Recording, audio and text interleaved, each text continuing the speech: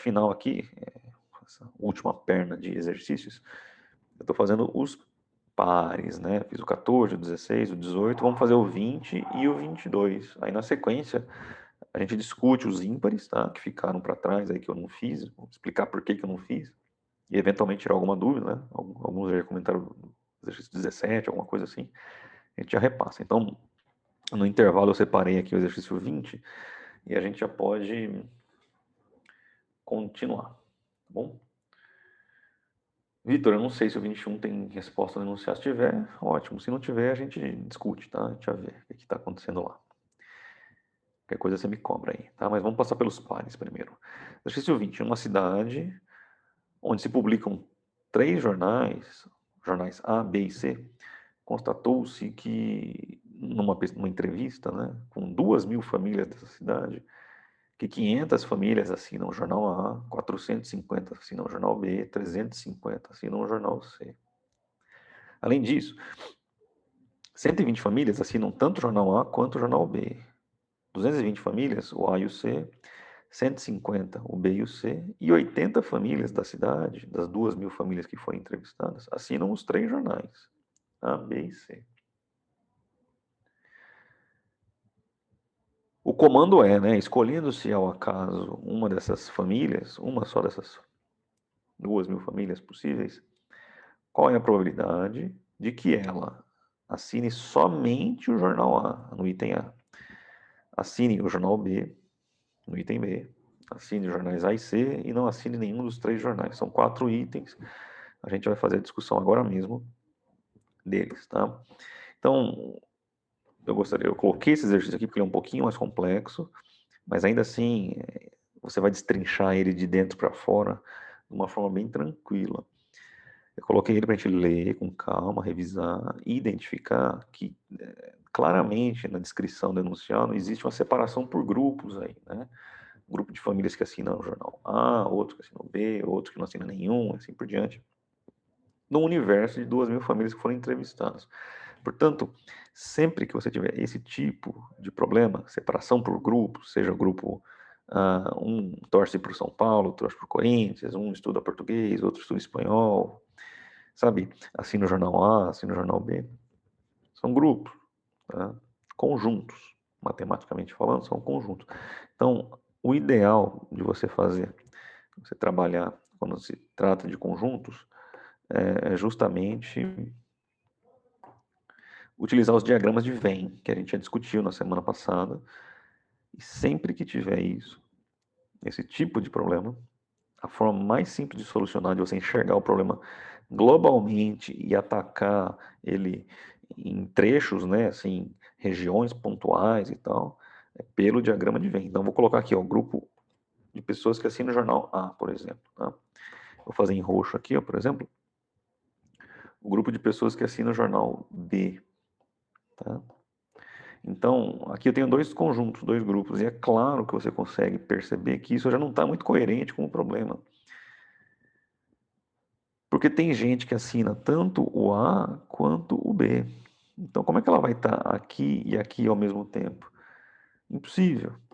Portanto, é necessário, né, que exista uma região de intersecção, justamente para acomodar aquelas pessoas que assinam tanto o jornal A quanto o jornal B. E além disso, tem o terceiro jornal, o jornal C. A gente pode colocar aqui fora também. Sim. C. E tem o mesmo problema, né? Tem pessoas que assinam A e o C, tem pessoas que assinam, ou famílias, né? Que assinam tanto o jornal B quanto o C. E tem famílias ainda que assinam os 3 jornais. Portanto, o ideal que a gente faça aqui é colocar o negócio mais ou menos assim, ó. De modo que a gente tenha todas as intersecções possíveis.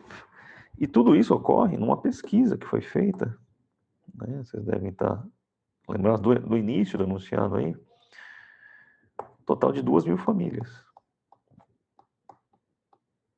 Agora, você montou assim a estrutura, né? Já tem o esqueleto pronto. A coisa já para de pé. Você precisa rechear, né? Colocar agora as informações aí dentro. Esse é o diagrama de Venn. Então ficou faltando letrinha C aqui, né? Para representar. Vou tirar lá de dentro. Melhor assim, né? Perfeito? Acho que até aí, tranquilo, né? Como é que a gente, né, o pulo do gato, a sacada, para resolver problemas de teoria de conjunto, quando a gente está resolvendo, tá, né, abrindo, debulhando ele assim, é de dentro para fora. Já falei isso para vocês. A sacada é você começar da intersecção mais interna. Você vê aí que nesse problema tem várias intersecções, tem pelo menos 4, assim, que dá para a gente ver aí tranquilamente.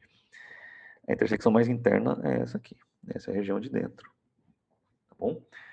E essa região de dentro é justamente aquela região, se você olhar para o desenho em si, né, para as bordas aqui, ó, essa região tem uma borda roxa, uma borda azul e uma borda verde, justamente indicando que aí dentro tem pessoas né, que assinam os 3 jornais, A, B e C.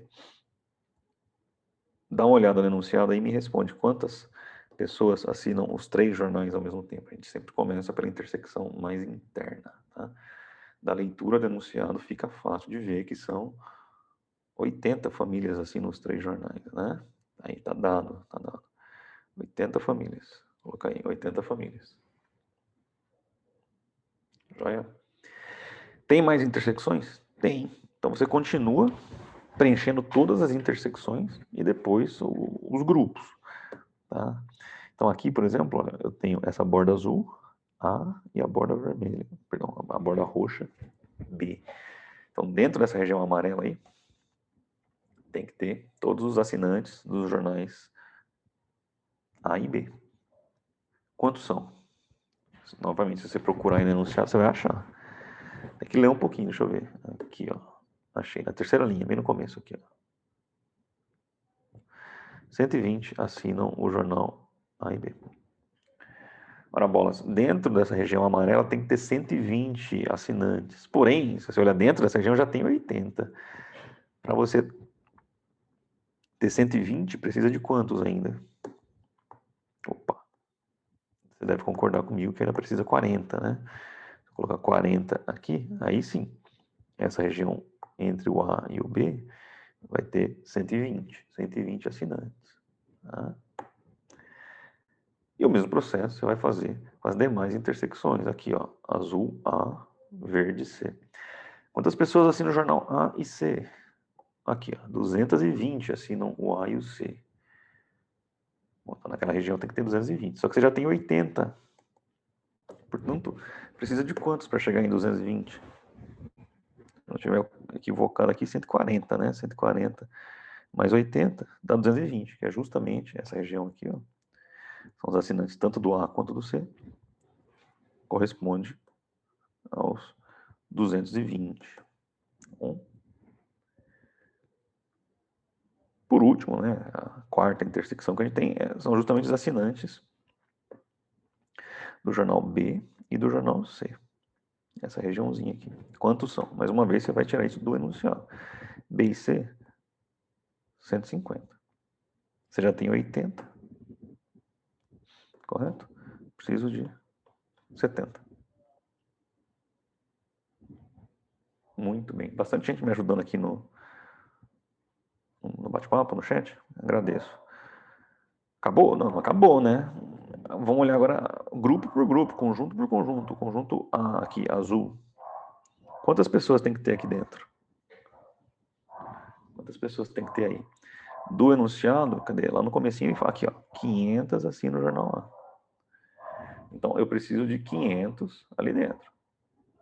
Quanto que a gente já tem? Não, eu já tenho 140 mais 80 mais 40. Tem 260. Mas eu preciso ter 500. Para eu completar 500, eu preciso somar quanto? Você pode subtrair 500, né? 240. A diferença é de 240.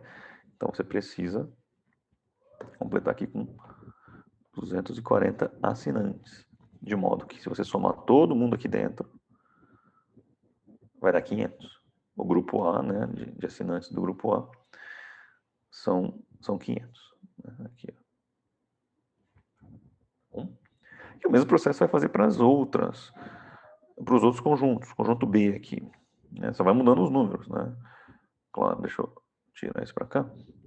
O conjunto B, aqui, o jornal B, né? São 450 que assina o jornal B. Então você precisa formar 450 com tudo isso aqui. Ora bola, você já tem, né, 40, 80 e 70. Pode somar os três aí. Vamos somar 40, mais 80, mais 70. Já tem 190. Para chegar em 500, vou tirar 500 aqui. Opa, fiz alguma besteira. Deixa eu pagar. 40, mais 80, 120. Mais 70, 190. Tá certo aqui. Ah, tá bastante gente mandando. O resultado é diferente do meu. Eu devo ter feito alguma besteira. Não. Eu tava descontando. Tá bom, tá certinho. 190, tá certo. 40 com 80, 120, tá certo. 120 com 70, 190, tá na tela. Mas eu não tenho que chegar em 500, eu tenho que chegar em 450. É aí que eu tava bobeando, né? Eu tava descontando de 400, de 500 e não de 450. Então você pode fazer aí 450 menos 500, menos 190, né? 260. Tá na tela. 260. E por último, o grupo C. Né? São 350 no jornal C, né? Então a gente tem aqui 350 no jornal C. Vamos afastar aqui, né? 350. Já tenho 140, vamos somar então. 140 mais 80 mais 70. Eu tenho que chegar em 350. Aqui tá fácil, né? Falta 60, mas pode subtrair os 350. Falta 60, então você completa com 60. Tá faltando aqui. Perfeito. Obrigado a todo mundo que me ajudou aí. Isso, top. Isso, a gente vai fazer os itens A, B, C e D agora, mas eu gostaria que você percebesse que agora você tem a visão quase geral, quase completa do problema. Então, faltando só um detalhe. Aqui, opa, quantas pessoas a gente tem no total aqui que assinam algum jornal, né? Jornal A, jornal B ou o jornal C. Vamos somar todo mundo. De fora para dentro, 240, mais 260, mais 60, mais 140, mais 40, mais 70 e mais 80. Deu 890 pessoas aqui, ó. Somei todo mundo aqui. Deu 890 pessoas. Mas, jovens, ele falou que tem 2.000 famílias. Cadê o resto do pessoal? Bom, são aquelas pessoas que responderam. Bom, eu não assino nenhum dos 3 jornais. Tá? Quantas pessoas são? Bom, se eu tenho 2.000, subtrai de 2.000 aqui. Tá faltando 1.000, menos 1.110. Tá faltando 1.110 pessoas nessa história. Então você vai anotar aqui que 1.110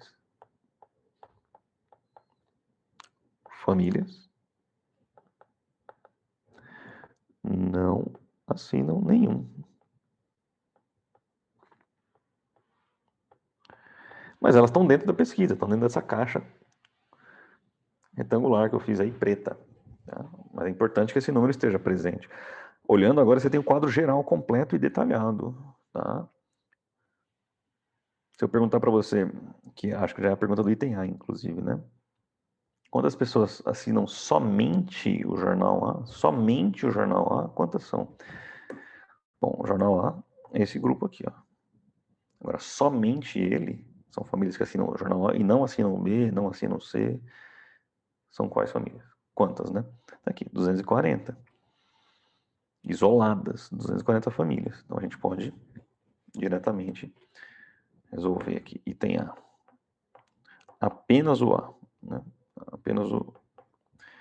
Dessas 2.000, se eu for sortear uma, qual é a probabilidade de eu pegar uma que assina somente o A? Bom, favoráveis, 240 pelo total. 2.000 famílias entrevistadas.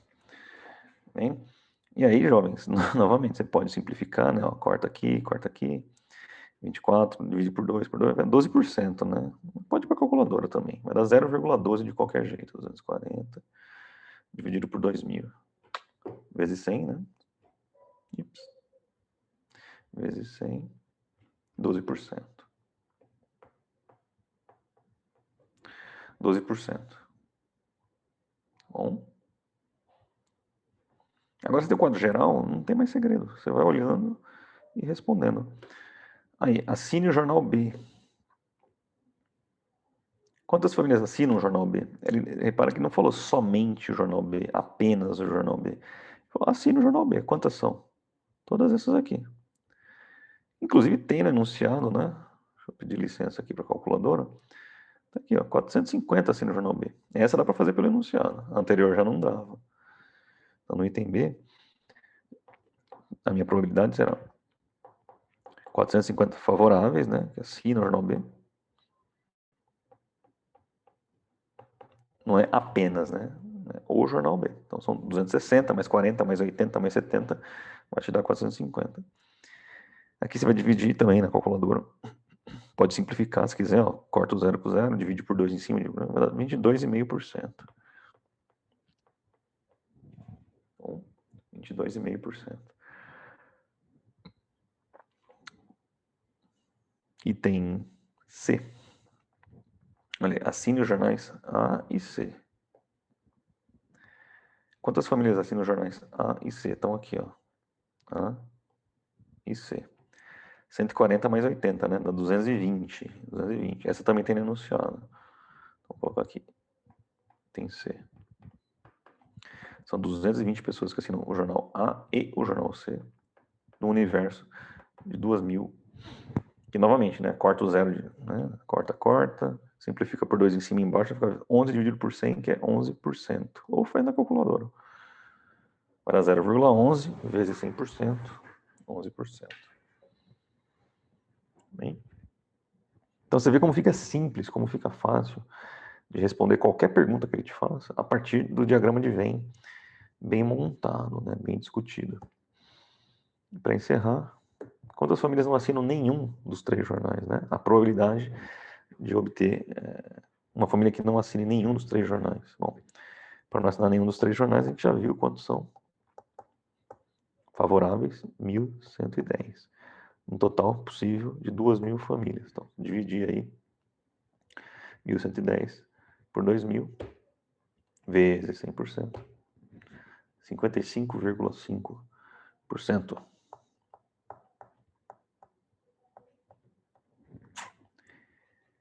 E aí está.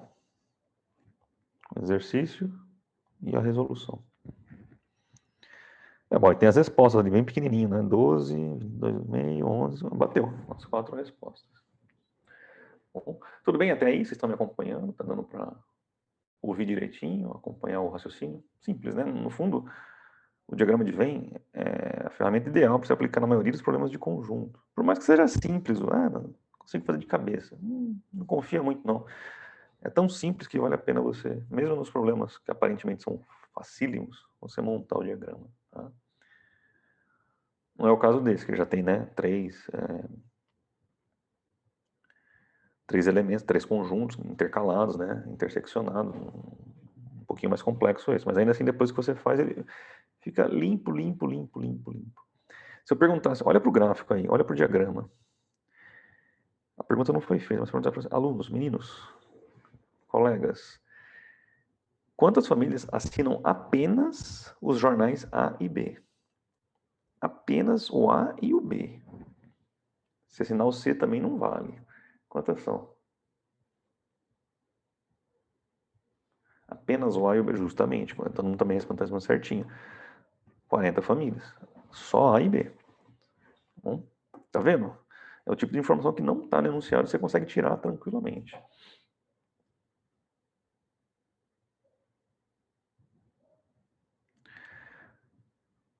O Lucas está me questionando aqui que se somar os percentuais passa de 100%. Boa pergunta, Lucas. Obrigado. Né? Se somar tudo isso aí, vai passar de 100%. Passou de 100% mesmo? 77, 78, 80, tá dando 91 aqui nas minhas contas. Pode ser que dê 101, mas não tem problema se passar de 100%. Tá certo? Não tem problema se passar de 100%. Porque não tem nenhuma relação. O azul com o roxo, com o verde, com o preto, não tem nenhuma relação um com o outro. Tá certo? Porque quando eu pergunto assim, ó, que foi a pergunta número B, item B, né? Número B é ótimo. Item B, ele perguntou quantas famílias assinam o jornal B, né? Tá aí, são 450, né? Em algum momento ele perguntou assim, quantas famílias assinam Bom, não precisa nem fazer mais nada, né? Eu aproveito isso aqui já para mostrar para vocês. Na hora que você calcula a porcentagem do B, esse que está em laranja aí, eu estou considerando toda essa galera aí, esses 4 números, tá? Esses 4 trechos, essas 4 seções. E tem casos que a gente tem intersecções aqui, assim, ó, no A com B. Essa galera aqui está sendo contada 2 vezes, portanto, não faz sentido a gente somar as porcentagens, tá? As porcentagens seriam no total. Mas ainda assim, eu acho que se somar essas 4 aqui não vai dar 100%, não. E de todo modo, não haveria problema se passasse. Bem. Lavrini perguntou como eu cheguei nos 220 do C. Posso sim. No C, ele pergunta quantas famílias assim no jornal A e C. O jornal A está aqui, o jornal C está aqui. Essa intersecção. Então, eu somei 140 mais 80 das famílias que assinam o A e o C, que são 220. Também tem enunciado essa informação, Lavínia. Se a gente procurar aqui, ó, 220 assinam o A e o C. Então, você pode fazer por 2 caminhos, tá bom? Assim, para chegar nesse número. Beleza. Então é isso, moçada. Exercício 20 acho que está bem discutido. Tá tranquilinho. E é um exercício que eu gosto de colocar aqui. Vocês provavelmente não fizeram, né? Talvez tenha alguns alunos que fizeram matemática comigo lá no segundo semestre. É um exercício que eu coloco lá no segundo semestre para eles. Mas não peço probabilidades, né? Justamente as intersecções, uniões e tal, quando está falando de teoria de conjunto. Aí eu volto ali no quinto semestre. Costumo fazer isso, né? Não é todo ano que eu faço, mas para rediscutir o problema, né? Para mostrar que ele tem uma abrangência. Perfeito. Para a gente encerrar aqui, o 22 ficou meio longe. Deixa o 22 aqui. Aí. Probleminha de, né? O último problema, né? Tá chegando a época de prova, a gente coloca um para dar uma mexida com os brios aí do pessoal do Miguel, né? Que a gente chama Miguel. Exercício 22. 4 estudantes afirmaram que o pneu do carro em que eles vinham para a faculdade para realizar a prova, né, havia furado e por essa razão perderam a prova. Né, foram dar essa desculpa para o professor. O professor esperto que é, né, conheceu, estudou um pouco de estatística. Falou, então furou o pneu, né? Vamos fazer um teste com vocês. Aí ele chamou um por um, foi no estacionamento, falou, qual que é o carro? Esse aqui, né? Levou um aluno lá, sozinho, os outros 3 ficaram. Então aponta para mim qual foi o pneu que furou. E na verdade, claro que não tinha furado pneu nenhum, né? Desculpa esfarrapar, né? Os caras falaram que furou pneu, mas eles provavelmente não foram na prova para fazer outras atividades aí no lugar, né? Não precisamos especificar quais. Mas o rapaz não sabia qual apontar. Falou, e agora? Bom, apontou qualquer um lá, chutou. Foi esse aqui que furou, professor. Tá bom. O professor devolveu esse cidadão, pegou mais um lá. E repetiu o processo com os 4, né? Como não tinha furado nenhum pneu, né? Os caras não combinaram antecipadamente também, né? Que, não, se o professor perguntar, a gente fala que foi o pneu dianteiro do lado do motorista. Não tava combinado, então realmente foi uma escolha aleatória de cada um dos 4. A pergunta que o exercício faz é qual que é a probabilidade dos 4 alunos terem respondido o mesmo pneu, né? Pode parecer que é fácil, mas não é tão simples assim, né? Quer dizer, o exercício em si é muito simples, né? É fácil a situação dos caras, né? Então, a probabilidade qual é que é? Então, veja, são eventos independentes, né?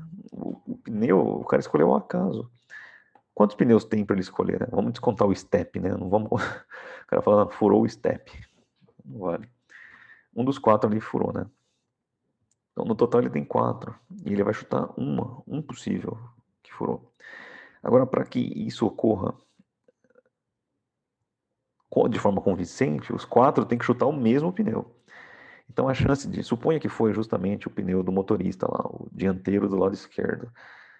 os 4 teriam que chutar justamente aquele. Então teria que ser o primeiro aluno falar que foi o pneu X ali, o segundo aluno falar que foi o mesmo pneu, ele tem uma chance em 4.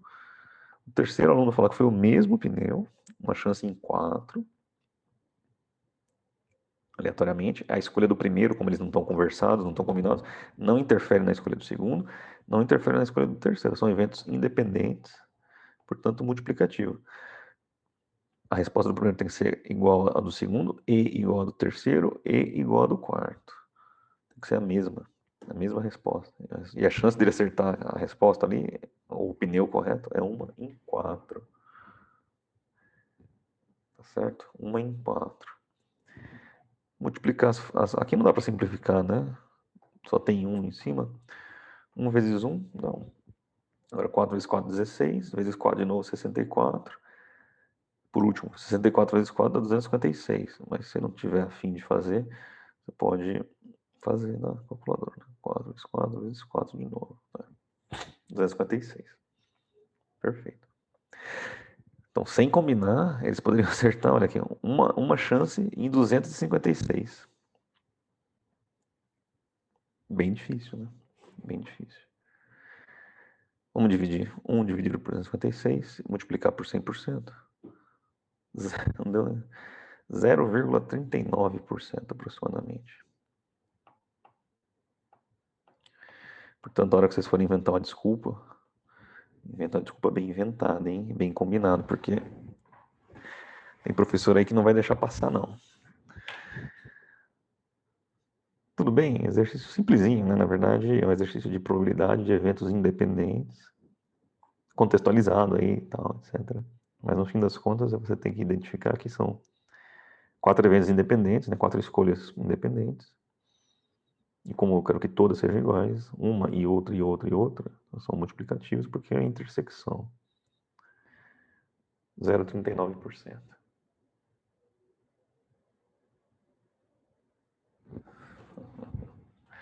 Tem uma galera aqui já zoando plantão aqui no bate-papo, falando, né? Época de... Como é que é, o Alex? Época de home office não dá pra dar esse tipo de migué, né? Esse tipo de desculpa. Beleza, é verdade.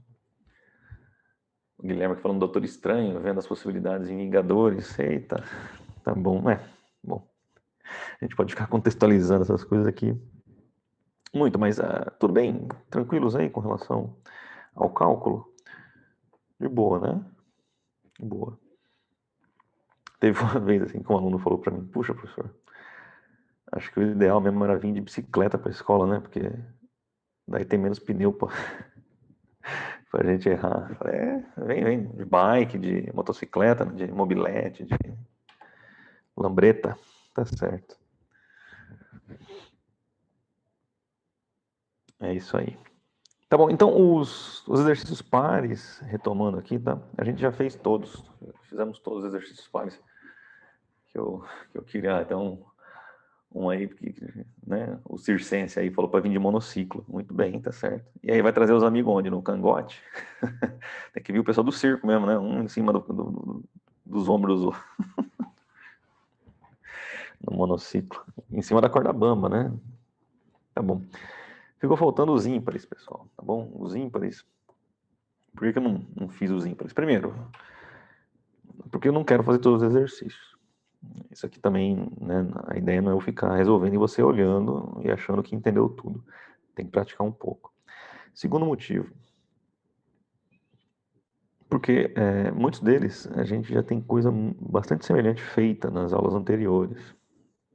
Tá? Bastante semelhantes mesmo. Por exemplo, o exercício 15 fala assim, um casal planeja ter 3 filhos, determine a probabilidade no item A de nascerem 3 meninos e no item B de nascerem 2 meninos e uma menina.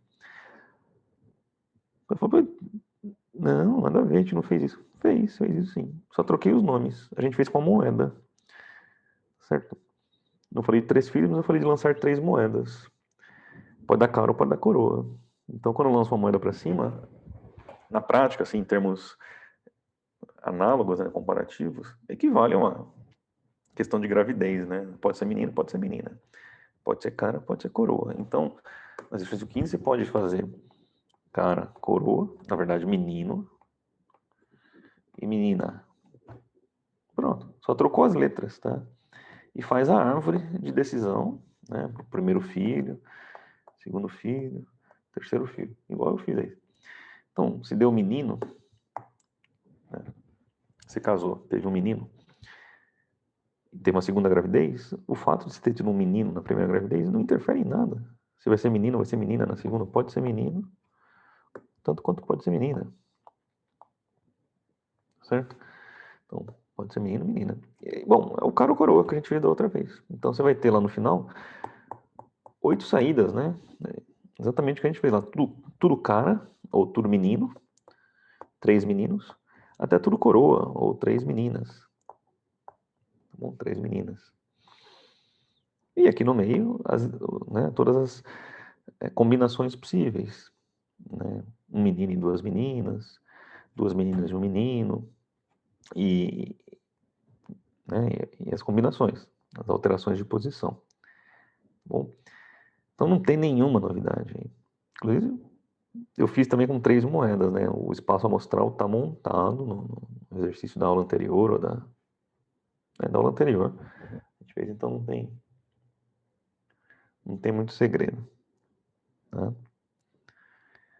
E aproveitando o 15, como acabei de citar as moedas, né? Tem o 21. É ímpar também, né? Eu pulei, não fiz. Que é o mesmíssimo problema. Agora você volta, né? Chamou menino, menina, você volta para chamar cara ou coroa.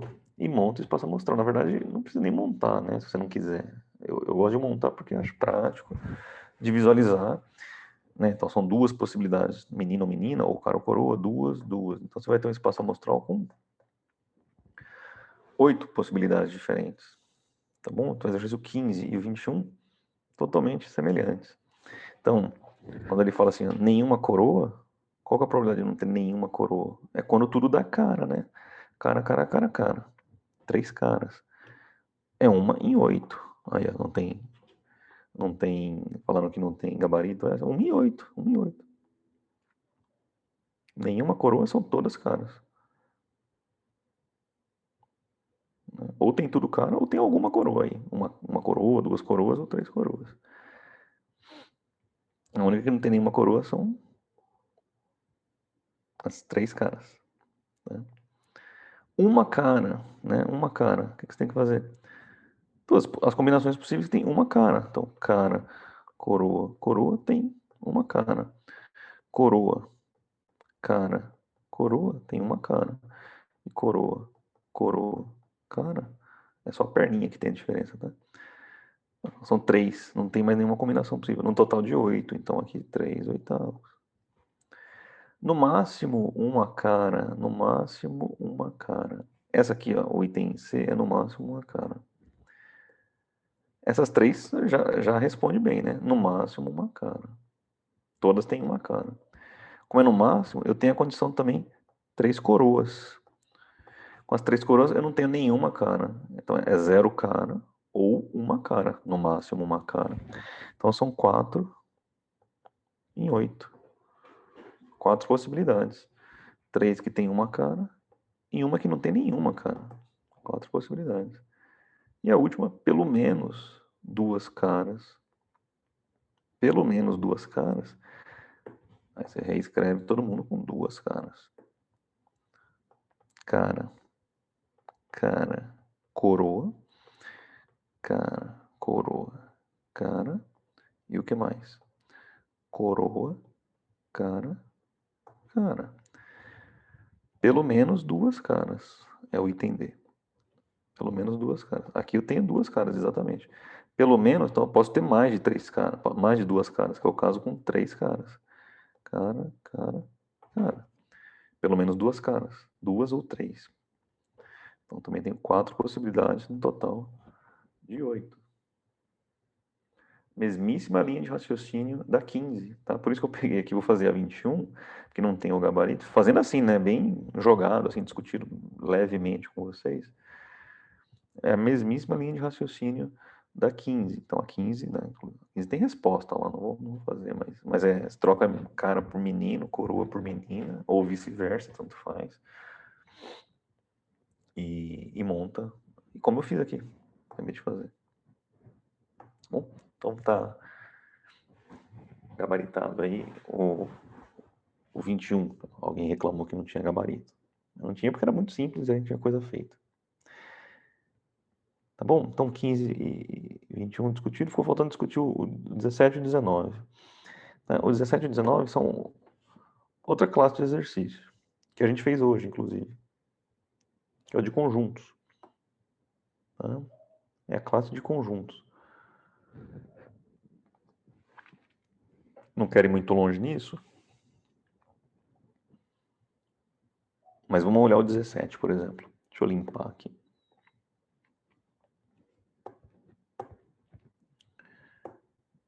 Limpar um pouquinho. E aí a gente faz aí. Pronto. 17 é de conjunto, uma teoria de conjunto. A gente acabou de fazer um ali com 3. Esse aqui tem 2, ó. 120 estudantes no total. 70 estudam matemática, 80 estudam português e 40 matemática em português. Então aqui você já para e já faz os dois conjuntos. Matemática, português. Tá? Então a gente tem aqui português, matemática.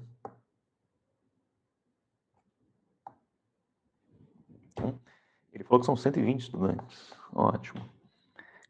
80 português, 40 matemática, perdão, 70 matemática, 80 português e 40 os dois. Então a gente começa pela intersecção mais interna, que é justamente os alunos que estudam matemática e português. Ele diz que são 40. 40.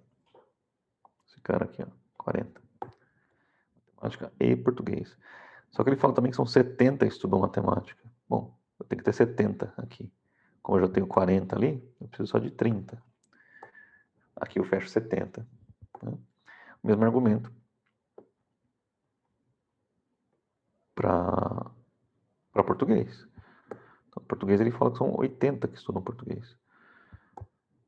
Para fechar 80 nessa região aqui, como eu já tenho 40, preciso completar mais 40. Bom, lembra, ele comentou que são 120 no total. Se você somar aqui, tem que dar no máximo 120. Né? Se todos os alunos estudassem português ou matemática, teria que dar 120. Se você somar aí 30 mais 40 dá 70. 70 mais 40 dá 110. Portanto, para chegar no 120 ainda faltam 10 alunos que não estudam nem português, nem matemática. Então, se você tivesse somado aqui deu 120, é porque todos os alunos estudam ou português ou matemática. E, portanto, não ia ter ninguém fora desses dois grupos. Não é o caso. Bom,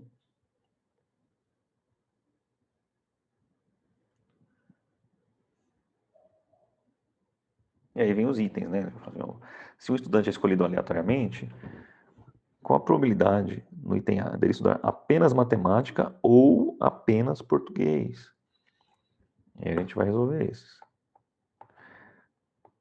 Então, veja bem, ele fala assim, apenas matemática. Quais são os alunos que estudam apenas matemática? Quantos são, na verdade, né? São 30. Quantos são os que estudam apenas português? 40. Bom? Mas veja bem a pergunta dele. Estudar apenas matemática ou, né, já liga a sirene aí, já.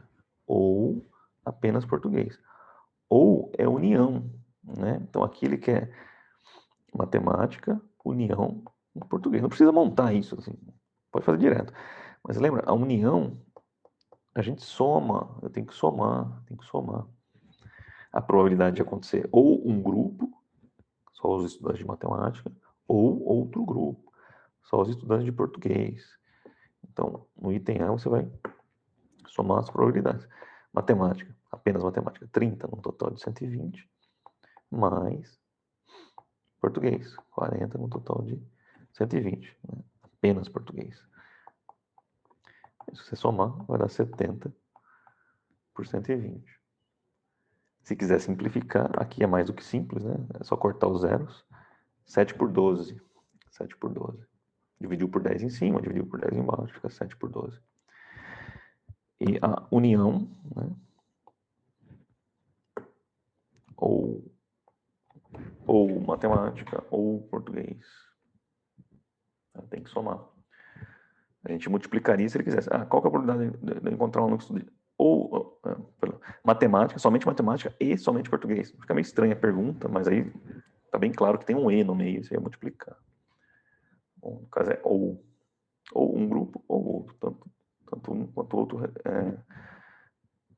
representam o que ele está pedindo. Né? Em B, estudar só português. Beleza, agora estudar só português está fácil. A gente já discutiu no anterior, estudar só português são 40, um total de 120. Você simplificar aí, 4 por 12, né? Cortei o 0 com 0 aqui, ó. Dá para simplificar de novo, se quiser. Tá? Por 4. Simplifica por 4. Vai dar 1/3. Tá? Para quem ficou na dúvida no item anterior, por que deu 70 por 120? Soma de fração, quando elas têm o mesmo denominador, a gente mantém o denominador e soma os numeradores. Então, 40 mais 30, 30 mais 40 dá 70. E mantém a base do denominador. Se tivesse denominador diferente, a gente tirava o mínimo, múltiplo comum, etc. E depois realizava a soma. Nesse caso aí, o denominador é o mesmo. Então,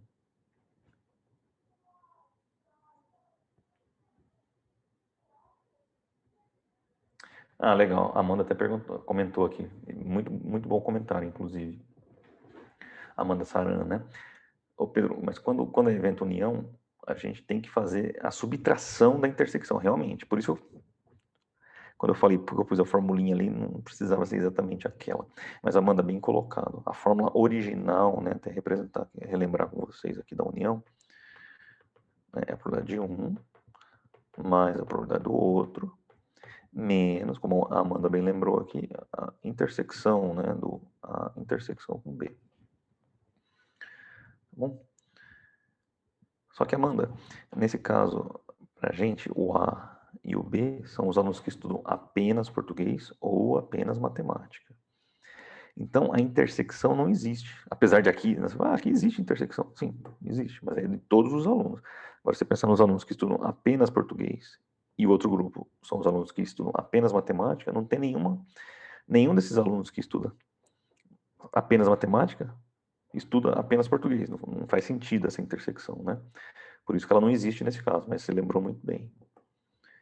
Se fosse um problema geral, né? Matemática ou português, não apenas matemática, apenas português, e sim, alunos que estudam ou matemática ou português, aí a gente vai a probabilidade desse, mais a probabilidade desse, perdão, correto seria a probabilidade desse, mais a probabilidade desse, e por isso que tem intersecção, a gente subtrai a intersecção, mas não é o caso.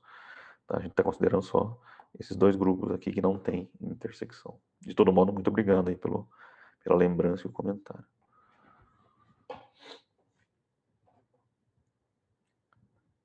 Joia, prosseguindo, item C. Só estudar matemática. Tranquilo, né? Só estudar matemática. No item C. São 30 alunos, um total de 120. Também dá para simplificar, fica 3 por 12. Se quiser simplificar de novo, por 3, né, em cima e embaixo, fica 1/4. Então, esse exercício, como está ficando bonitinho, eu vou deixar anotado aí, 17. E por último, não estudar matemática. Não estudar matemática. É isso, né? Item D. E também não é o último. D. Quantos alunos não estudam matemática? Me diga aí. Quantos são os alunos que não estudam matemática? Olha, se a gente olhar aqui, 40 com 30 dá 70. 70 estudam matemática. Um total de 120. Então a gente pode afirmar que para chegar em 120, né, faltou 50 alunos. Se eu tenho 70 que estudam, num total de 120, é sinal que 50 não estudam. Tá? Então a probabilidade de 50, 120. Se quiser simplificar, 5 por 12. Então, item D, não estudar matemática. Pode fazer qualquer coisa, estudar somente português, somente português, ou não estudar nenhum dos dois, dá 50 alunos. Tá? Foi daí que eu tirei. E para encerrar, ele fala, não estudar nem português, nem matemática. Agora sim é o grupo do pessoal que está estudando alguma outra coisa, né? Que não é nem português, nem matemática. São 10. Então aí para encerrar esse exercício. 10 no total de 120. Por 12. Bom? E com isso, o exercício 17, que alguns alunos, alguns colegas aí tinham solicitado no início da aula, o primeiro horário lá, tinha prometido, tá aí, tá? Cumpri minha promessa. Agora, o 19 eu não vou nem discutir, tá destacado aí, mas ele é totalmente análogo ao que tem no 17. Tá? E a gente também tinha feito um exercício na semana passada de estudante de inglês, espanhol, se não me engano, alguma coisa assim.